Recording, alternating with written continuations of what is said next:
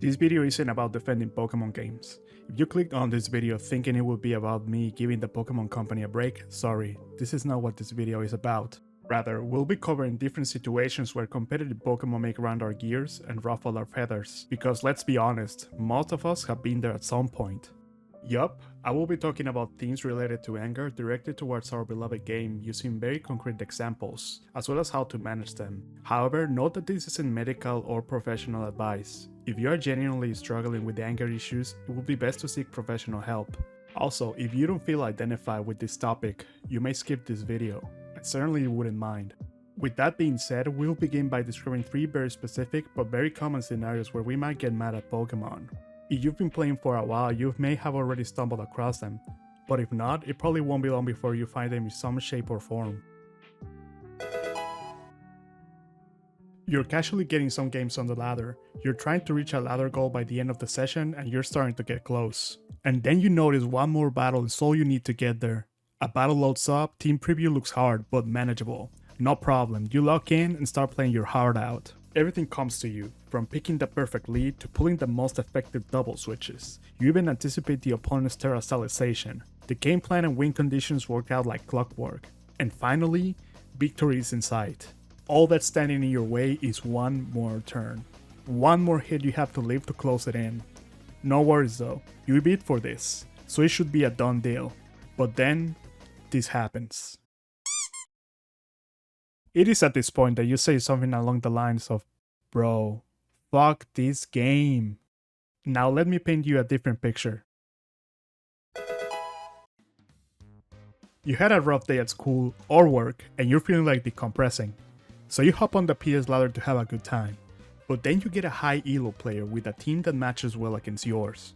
The matchup is so one-sided you're having a hard time formulating a concrete game plan and struggle to get a KO. You are getting chewed up and spit out, so to speak. At one point, you see something pull up in the chat. The opponent decides to write something, but this isn't constructive criticism. Rather, the opponent starts trash talking you non-stop, saying stuff along the lines of what you see on your screen.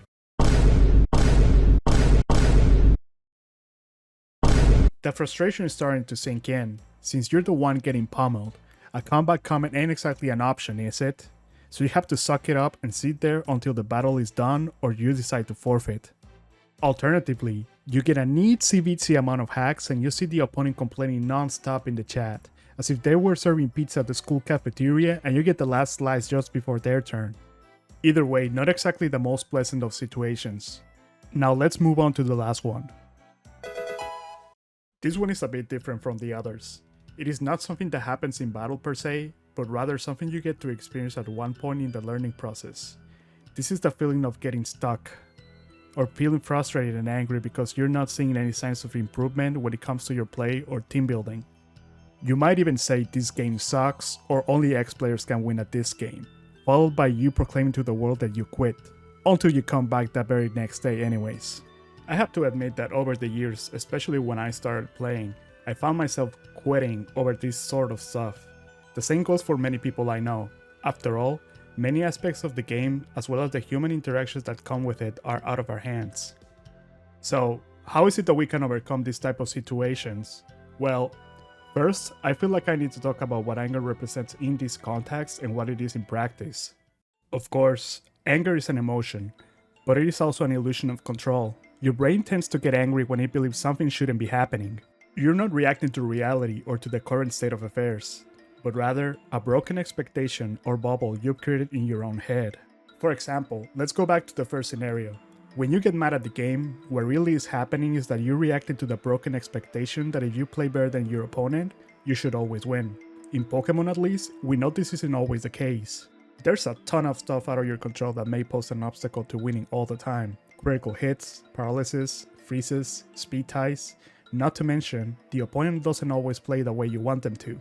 To provide a more mundane example, the reason why you get angry over somebody else eating what you left in the fridge for a later snack is because you expected it to be there by the time you got hungry again, but then it wasn't. This might be a very trivial example, but it's all the same.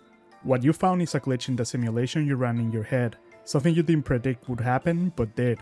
Of course, we can't talk about anger without rage, this being the prolonged anger that arises when your boundaries are transgressed. Take the second example I gave For instance, you probably weren't happy about losing, but you also didn't expect that sort of interaction at the hands of the opponent. And what's more, you have no floor to stand on. Unless you angrily engage with them, you're sitting there with a bad feeling. And that's the thing with rage, the more it stays, the more it builds on the inside. Confronting this is not easy sometimes, but it's all about mentality. Remember, something that defines a player's consistency is how they manage stealth.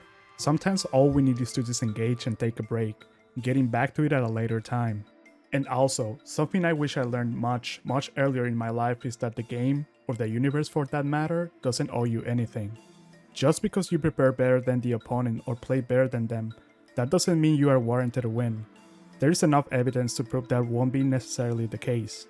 And just because you work hard, that doesn't mean you will be instantly rewarded for it. As a matter of fact, I'd argue working hard counts as the bare minimum when you're trying to attain something worthwhile, and that very sense of entitlement which makes us think we deserve to live the best possible scenario all the time may precisely be the root of our anger and frustration. There is nothing wrong with thinking we, as players or people, deserve better. It might even be something to thrive on. But we should also consider that things may not turn out the way we want them to, just because it's the best thing for our cause. So one thing to do is to try our best, yes, but also have at the back of our heads that scenarios that may benefit us are just as possible as the ones that don't do it as much. In Pokemon, it could be the possibility presented when making a risky move, knowing secondary effects might come into play, or at one point the opponent may land a crit. When it comes to people, you will undoubtedly stumble upon someone who may seek to trigger you. It could be a random ladder player, it could be your boss, or anyone else really. Regardless, it is at this point that we gotta ask ourselves what their goal is. To a random ladder player, it may be to produce a funny log to share with their friends or even trigger you just for you to get muted or banned from the server. But we cannot give them that form of satisfaction at our expense, right? Moving on to talk about your frustrations as a player, you gotta remember it's a process. And also try to cut yourself some slack. All of your effort and dedication will amount to something eventually, you just have to keep at it. Maybe we get mad at ourselves for sacrificing our win condition, or for getting some turns wrong, or maybe we are underperforming at school, sports, or at work. All situations that make us feel like we ain't cut for it anymore. But it is precisely because of that we need to learn how to control this part of ourselves. For those situations that happen both in public and in private, you have the power to decide how to best handle it. To end this video, I want to talk about why I decided to make one about this topic in the first place. Up until recently, I used to come across many instances where I got angry and when I would bottle it up, I wouldn't show it on the outside, but there would definitely be something building up in there. Many things would silently make my blood boil, be it Pokemon or something that happened in real life. It wasn't until very early in this year where I decided to make a change. Well, being honest, it was more like I had to. See, I got very sick due to matters related to stress, anxiety, and anger. So one of the conditions to get better is that I had to watch all of that so my blood pressure wouldn't reach Saturn. Because of that, I started doing research on this topic and noticed many of the things I learned about it applied to both real life and Pokemon, and that it really is about how we tackle things overall. This approach comes from the foundation of knowing that some things are just out of your control and doing your best despite that. That's all there is to it. Anyways, I hope this video helped you. This isn't exactly the best topic to talk about, but I think that this is something we gotta reflect on eventually. As always, many thanks for watching and see you guys in the next video. Goodbye.